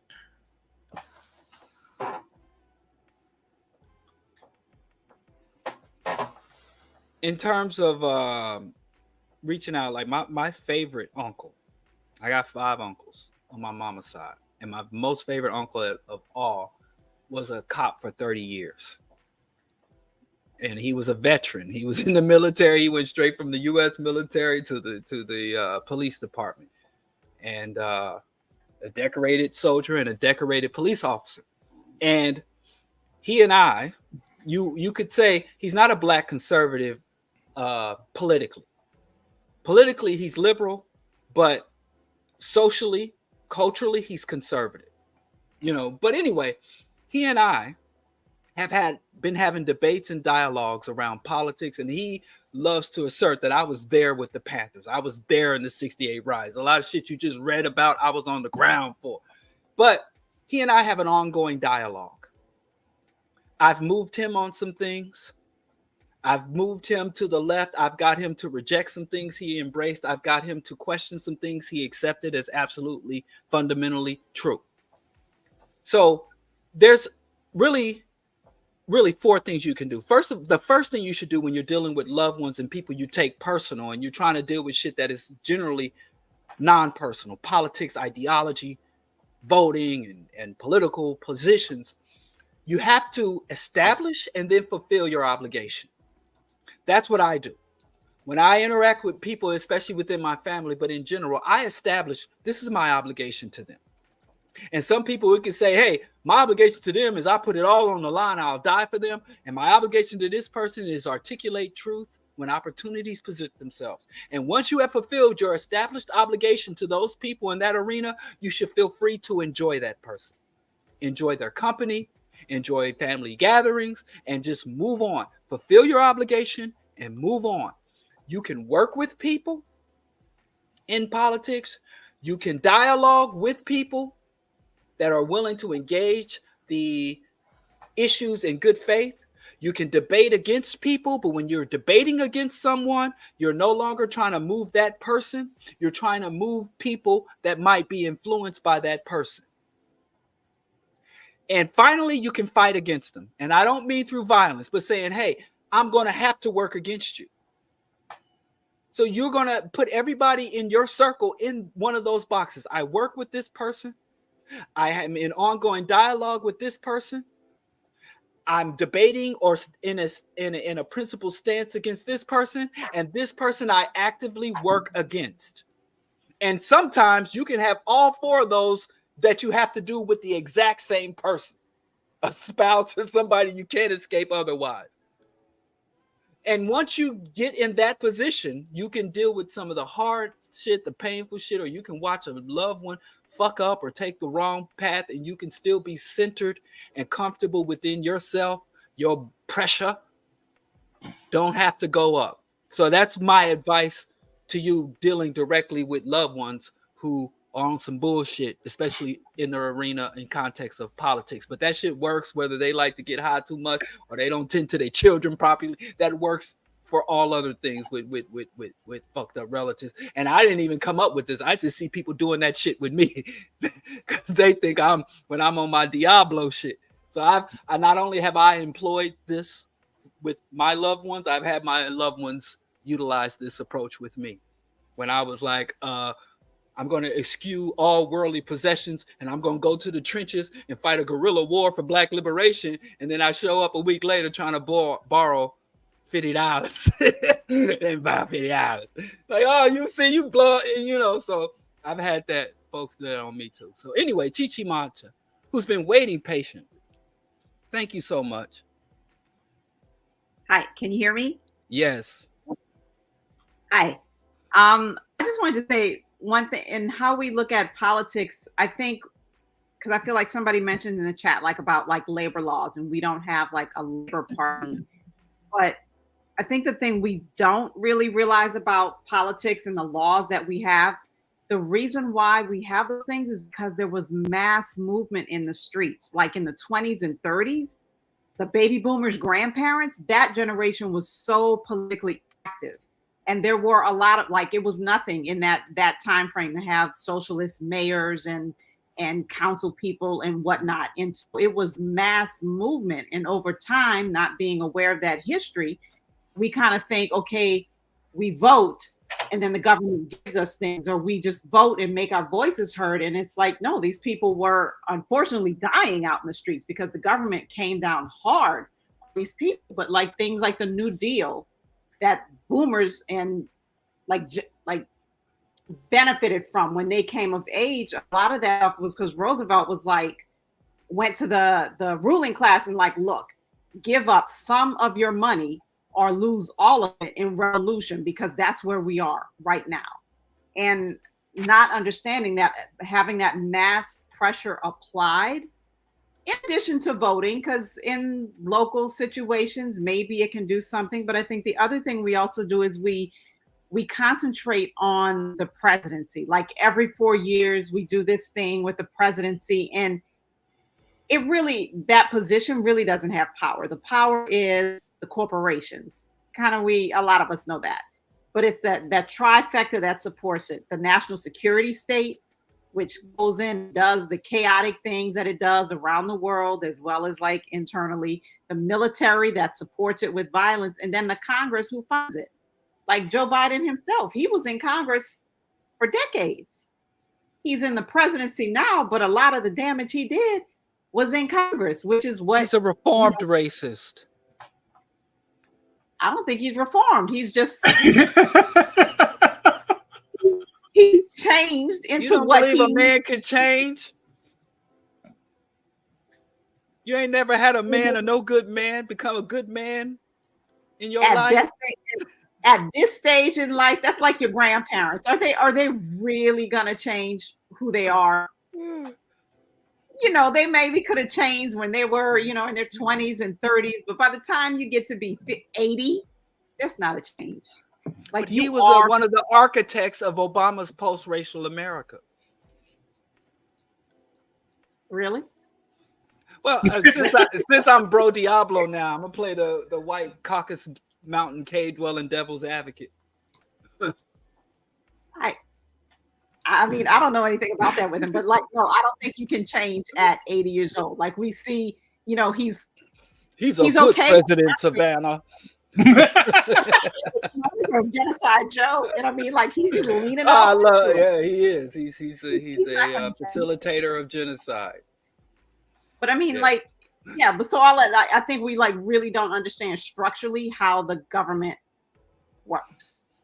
Like, that's my thing. And then one other thing I wanted to say, and I don't know if I want to go back to this, but at the beginning, I think I understood what Skip was trying to make about Jackson. So I was raised in New Orleans, and it's kind of like Jackson is kind of like New Orleans light to me.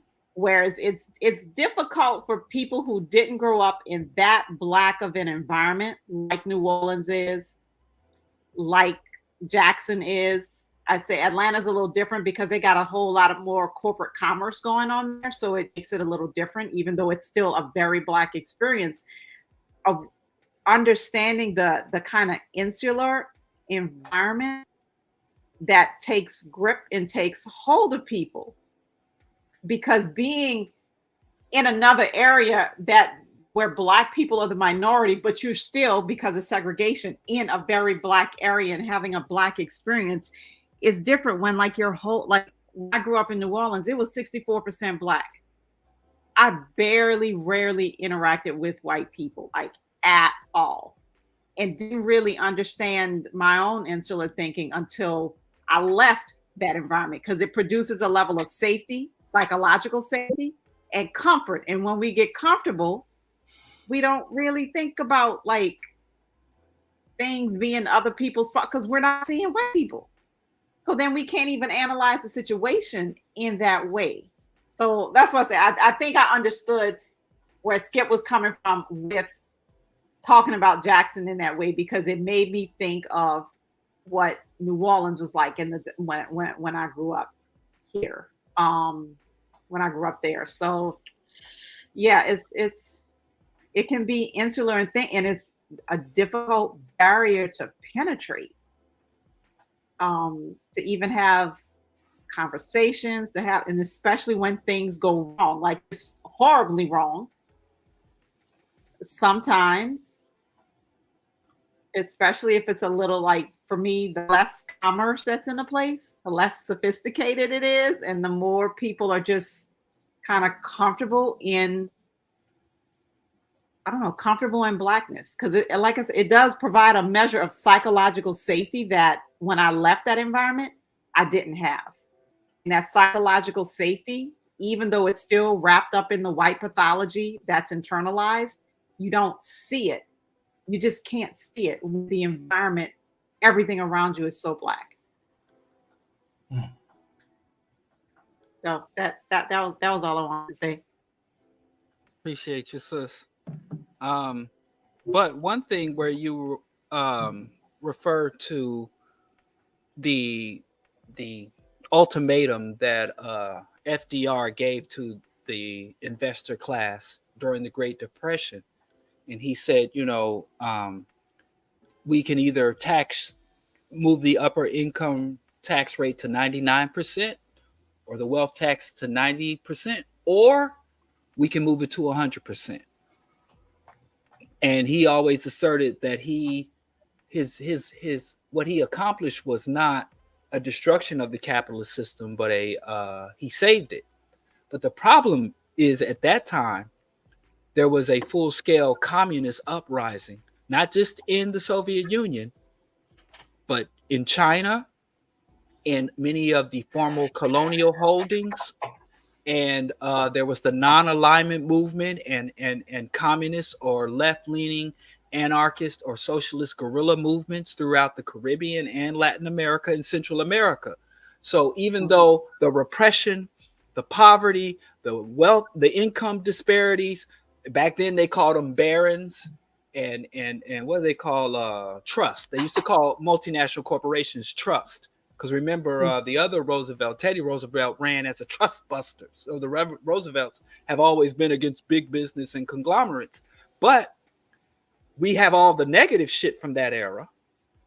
But what we ignore and don't tend to acknowledge is that the revolutionary fervor on a global scale, because the globe now is fascist.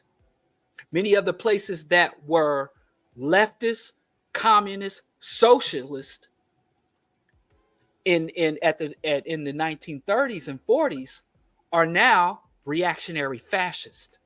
Russia is under an oligarchical reactionary government, and Putin has all his life since he left since the early 90s has called communism a failed experience. Latin America, even though it does have some popular governments, it's still under there now. When Latin America had leftists and communist uprising, now you have reactionary right wing. I mean, Bolsonaro in Brazil, and the literally in the Philippines, they were literally electing serial killers, fascist serial killers, head of states. It bragged about going into the streets and engaging in extrajudicial executions of drug addicts and gang members. So even though the bad conditions, the conditions that we are seeing today, it didn't just lead to a communist revolution in the East and a socialistic or social democracy welfare state reforms. It also led to genocidal fascist and Nazi regimes coming to power and leading to the deaths of millions. And we're much closer to the resurgence of Nazis than the resurgence of the communist revolution.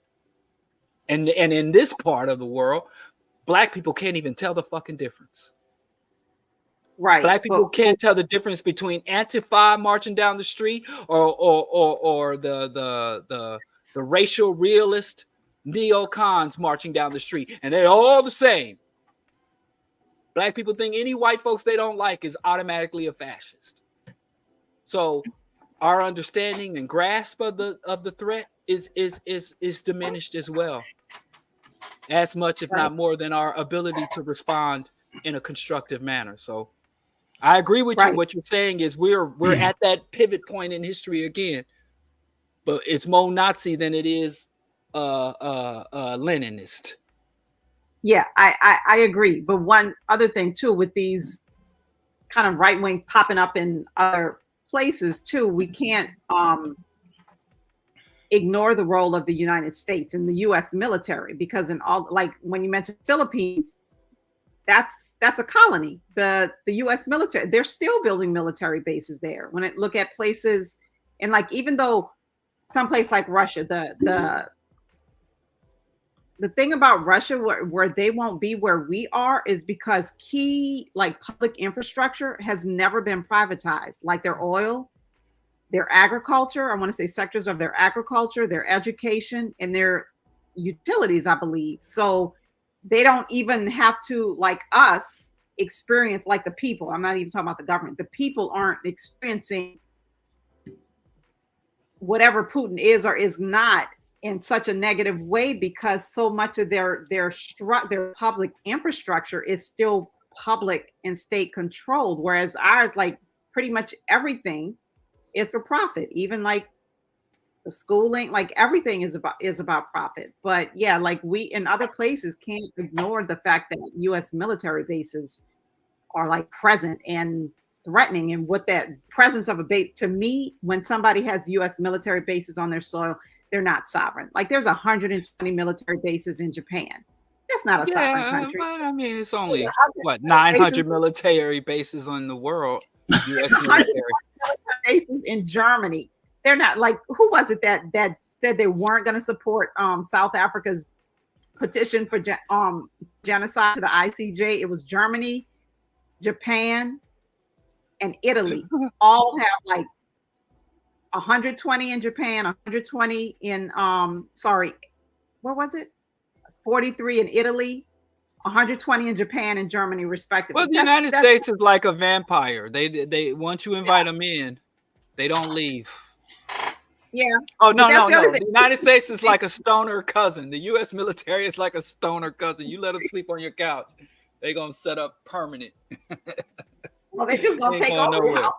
But here's it's more insidious now, because this is my thing. White folks can get their "thy will be done" without a white folks being present. Neo-colonialism and proxy wars. True. So there are people being invaded by the United States that never see a white person.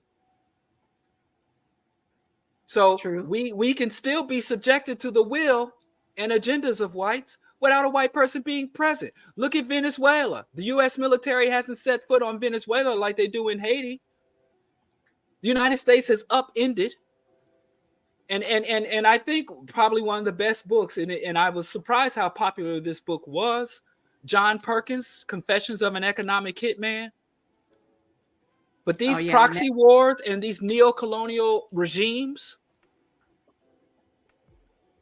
so it actually, the U.S. State Department considers it a failure when they have to do direct intervention, because that only means all of their insidious backroom deals, the jackals and the hitman and the proxy puppets and the neo-colonial methods and techniques have all collapsed. And that's when they have to do a direct invasion.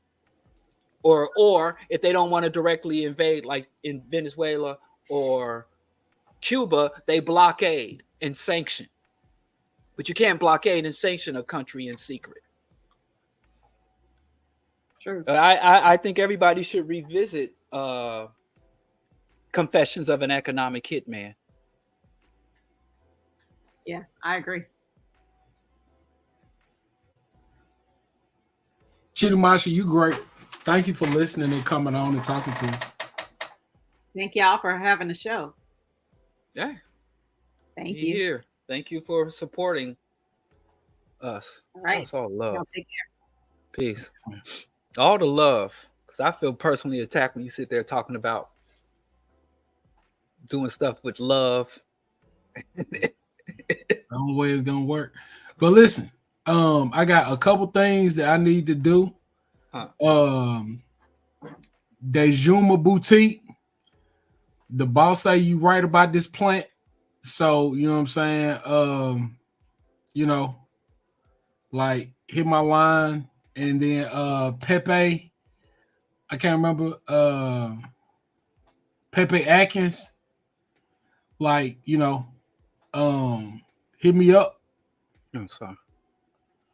Hit me up so we can rap, let's follow up. But yeah, man. You want to knock out these last 4 comments or questions? Yeah, let's do it. And Strike Culture, you got to let us know what you name. You know what I'm saying?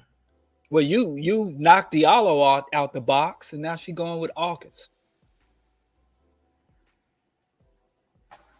But anyway, I clicked on this because it was love and respect to George Jackson, but it's ironic because bourgeois politics, after his murder and the Attica uprising that was a response, and the prison uprisings, there were many state reforms that came into the prison system. Mm-hmm. That was when the George Jackson murder and the uprisings, the subsequent uprisings and resistance movements within the prison, is why they stopped calling them prisons and started calling them correctional facilities. That's why they stopped calling them convicts and started calling them inmates. And they stopped calling them guards and they started calling them corrections officers. At that same time, because my father was incarcerated and my best friend from childhood's father was incarcerated. And he went from just being allowed to maybe get limited time in the library and lift weights between chow and downtime, to where my father became a concert and jazz pianist, formerly trained through prison programs. My friend's father, who was in jail for bank robbery, became a proficient at tennis, and he got out and started a tennis instruction business and training people at tennis. A lot of people, that's when you were able to get PhDs and free education, GED and educational, and the whole turn from punishment towards correction and rehabilitation was provoked by the actions of George Jackson. So there were positive political outcomes. And I know personally men and women whose lives were changed, whereas if they had been to prison in the time preceding, or as all that shit's been on now in many of the correctional facilities, or the time proceedings, that people had their lives transformed by those reforms. So I agree with George Jackson to an extent, because that was disruptive, which is why they ceased a lot of those programs. But not that I am a reformist, but I will ask someone, would you rather organize for liberation with lead-free paint and lead-free gasoline and lead-free pipes? Or do you want to organize for liberation with that shit? Yeah, I mean, I think it's just immature, right? Like, I think a lot of things that people, especially people just starting out, just getting to this stuff, like they arrive at a particular conclusion, and I arrived at that conclusion too. But as you keep doing the work, as you keep living, as you keep learning, you mature in a way that you begin to see not just nuance, but you also see, like the importance of detail, right? Like that work, that part of it is super important.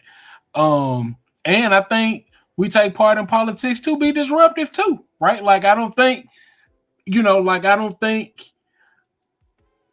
of the things that I've been kind of dealing with a good bit, and it flares up more or not, is the importance of running in a particular election, just to raise a particular set of issues, right? Like, I think so I'll give you this, right? So my son wants to play soccer on the playground at school. The principal, the teachers are like, no, we're not doing that, because they allowed them to do it, and a whole lot of people was getting hurt, right? Like, it was just like, hey, like, this is too much. And one of the things that I'm engaging him with is organizing his peers, right? So even if you just learn how to articulate the demand and you get it to the principal and she still say, oh, well, now what do you do, right? Like, the failure is even a learning opportunity. And I think, go ahead. Go on. I don't want to go ahead, because I'm going to tell you that can come back to bite you. That's the thing, right? Like, as I say to him all the time, you are going to have to find your own way, right? And like I told him recently, hey man, if I was you, I'd do it this way. But when you get really smart and when you get really brave, you're gonna realize that I'm not you. Yeah, so true. But I did the same thing with my boys Mm-hmm. when they were in CPS. Chicago public schools, and there was an issue because his school had a large population of Black Muslims. I mean, it's Chicago. You can't throw a rock without hitting a Black Muslim. And when they were teaching around sex ed and evolution in science, there was a conflict, and basically the religious parents were coming in there dictating the curriculum and allowing for students. And my son was like, oh, this is ill affecting my education. So he fought back. The problem is when they go off to college and money's coming out of your pocket and like one of the many things since he's been in school, like they had a career day and they had military recruitment set up on the campus, and he wanted to shut down military recruitment on campus, So they go to where the stakes is high. I'm proud of him for doing it, but goddamn. Hey man, but like that's like but I'm saying they'll carry that shit on. Like and it take everything to come with it, like and everything to come with it. Yeah, so I just think that's really important, fucking up that scholarship. Oh, and the other thing about pulling down to 65%, like if you are going to vote, you're not gonna vote for the Republican, right? So like we don't have a viable option. Like there's not an outside option. And I'll be honest with you, I live in Mississippi. It don't matter who I vote for. My vote absolutely does not count in a Democrat or Republican sense. But if a third party can get 20% of the vote, like 20% of the, so every year I'm voting for the Green Party to help them get to that 20%, right? So even then that vote is intentional, but I also don't just vote in presidential elections. Well, I would say to that, my thoughts on that is that the Black voting constituency are more apt at recognizing and voting their class interest than the white majority is. And the Black masses, believe it or not, are more politically astute than the white masses. I'd say that's what that is a sign of. Well, we don't like to acknowledge that, because to say anything other than, they see. So I'm saying positive shit. Ain't no revolution without food and stomachs. Well, ain't no life without that. Ain't no nothing without it. Ain't no submission without food and stomachs. How about you can't submit, and you ain't no picking cotton or submitting to oppression without food and stomachs. So ain't no nothing without food and stomachs. I agree with you. I understand the point, though. Let me not be obtuse. Yes, I do. Why everybody act like that? Oh, my son dressed my baby up as the Grinch. See little Grinch overalls? That's her, little Izzy Kenyatta. Little Izzy Kenyatta. There she is. Man, we had her last weekend. Babies are exhausting. My mama wouldn't know. I don't remember that time. Man, let me tell you something. I have a new understanding of, listen, I didn't forgot how exhausting babies were. I ain't had a baby in this house in over a decade, so. Oh, you see this from Why Not Learn? No.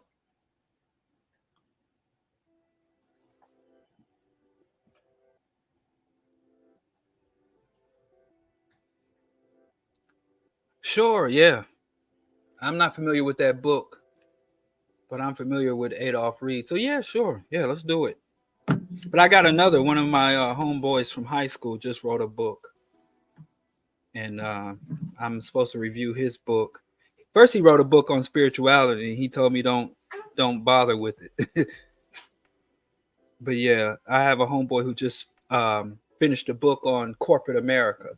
And he worked in corporate America on Wall Street. And he was in New York at the same time as me, and HBCU grad. So I'm going to chop it up with him on that. So yeah, I got some books on the list. It's a new year. So yeah, come through.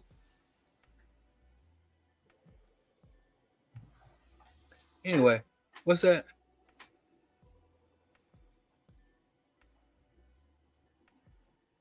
No Dr. Westlove here.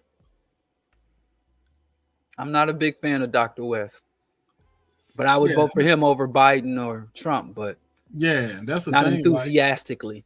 Yeah, like if you gonna give me a option, I mean, I vote for him because he's the Green Party candidate. So if I vote Yeah. for him, I'm voting for his party, not necessarily him, Yeah. because I see too many red flags.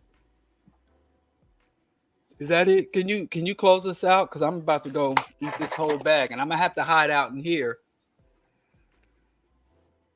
and Thank eat you. this whole bag of Justin's candy pieces before I go up front. My wife won't hate on me and shut me down. But I'm sorry. Let me not interrupt our exit, our closing word. Sorry. Thank you. Excited. I dig, man. Thank you. Thank you for friendship. Thank you for community. Thank you for a willingness to wrestle and love at the end. Thank you for all of the ways that we are pushed and pulled to do those things that you call us to do. Thank you for our safety. Thank you for the safety of those we love. Thank you for the health of those we love. Continue to walk with us as we try to do those things that are pleasing. Amen. All right, bro. Till next time. And again, thank you for being willing to skip a day late, come a day late and $1 short. Hey, man, let's do it again, man. I'm ready. All right. Until next time, Rational. Hey, I see y'all in the morning, bro. All right. All right. Peace.